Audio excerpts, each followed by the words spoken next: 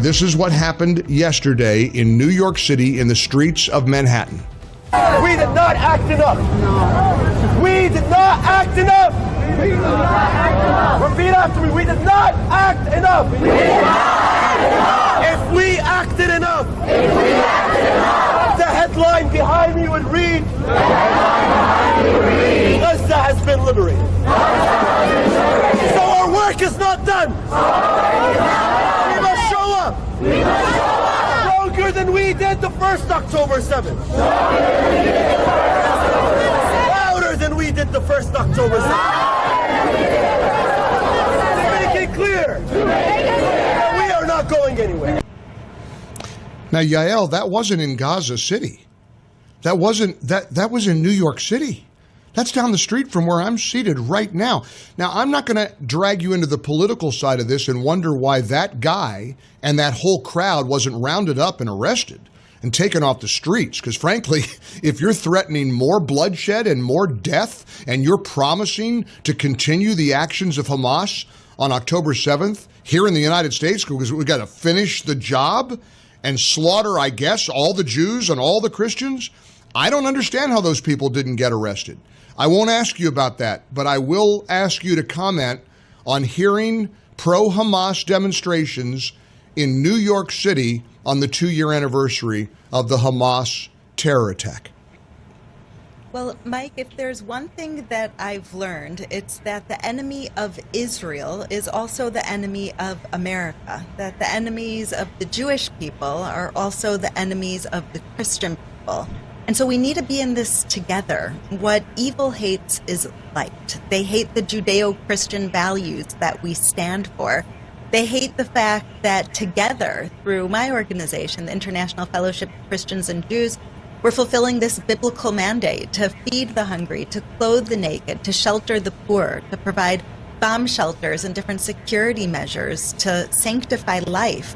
And we see that they're also targeting Christians across the Middle East. The fellowship is inside of Syria, helping persecuted Christians. And so I think that we're targeted together, Mike, and the answer to that darkness is to bring light together and to never stop believing that our love of life is stronger than their passion, that their drive, their desire for death and darkness. Yeah. Their love of death, their love of despair, their love of terror.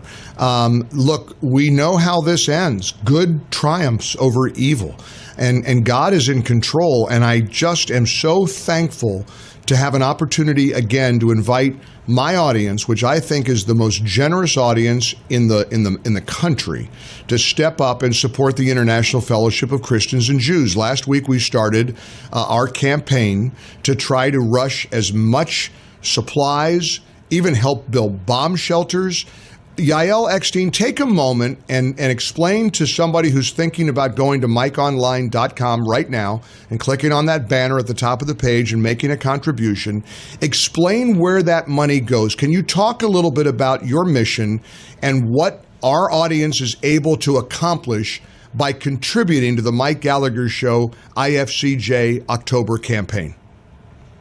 Well, you've already made such a difference, Mike. You and all of your followers were able to deliver meals to people in the war zone because you and your people have donated.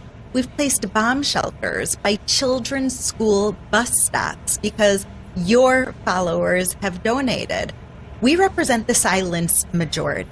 And I remember when I went during the Iran war, as huge missiles were falling, I visited a 92-year-old woman named Zelda who lived just a block away from where there was a direct hit. All of her windows were broken.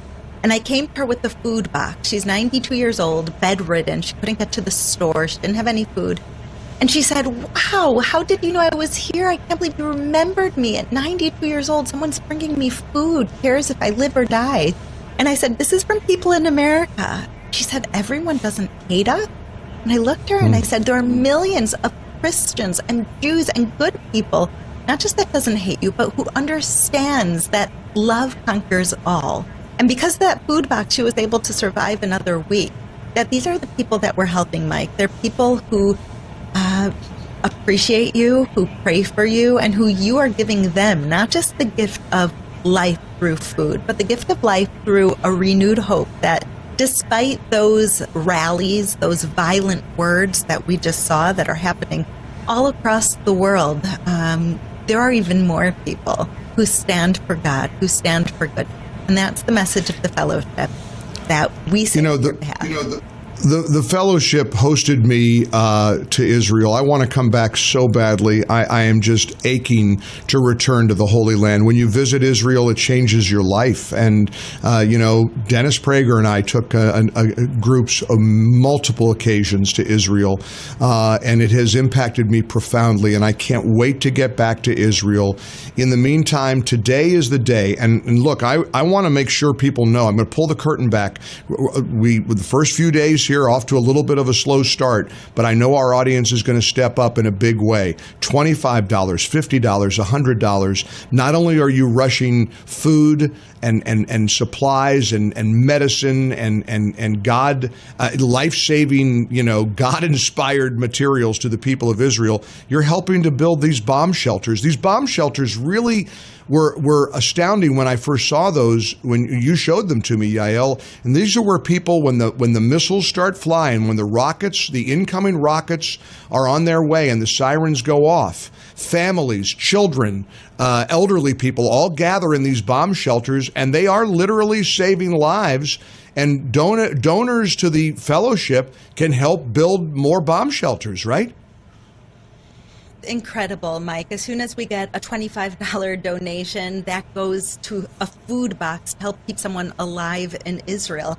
When we get the money for bomb shelters, immediately those bomb shelters are placed, and we've been able to do so much. Thank God. I believe God is blessing the good work that we're doing together, but there are still so many needs, and the threats that Israel faces have in no way stopped. So anything that you can do immediately transforms into life-saving aid here in Israel. Well, I want to pray out loud. I want to pray publicly that today our audience's hearts will be touched. Please, and you'll make a donation to this wonderful organization. Your friendship, Yael, means the world to me. Your support, it is such a privilege to be able to play a little small part in getting so much needed materials to the people of Israel. All anybody has to do is go to MikeOnline.com. There's a banner at the top of the page. You can click on that banner. Again, whatever you can afford, as Yael said, $10, $5, $25, $1,000. Perhaps this will be the day that your heart tells you to support the International Fellowship of Christians and Jews, a beautiful concept of Christians and Jews coming together to support Israel. Go to MikeOnline.com where you can make your donation, or if you want to just phone in your donation, we have a special number set up for you, 800-613-5511, 800-613-5511, or again, go to MikeOnline.com. And Yael, may I close by being presumptuous and being obnoxious and say, come on, let's get back to Israel. Let's bring the Mike Gallagher Show back to Israel again soon. Amen. I can't wait to host you here to show you all the new projects that you've made possible since last time you've been here. I can't wait. God bless. Keep fighting the good fight. Thank you, Yael. I appreciate you joining us here on the Mike Gallagher Show. Great to see and hear you. Thank you, Matt. All the best. 27 past the hour. What an amazing mission that the IFCJ is on. And again, I never mind sharing, pulling back the curtain a little bit. Couple of first few days of our campaign, a little slow. Let's have a big day today. Let's really bless the fellowship with your donations.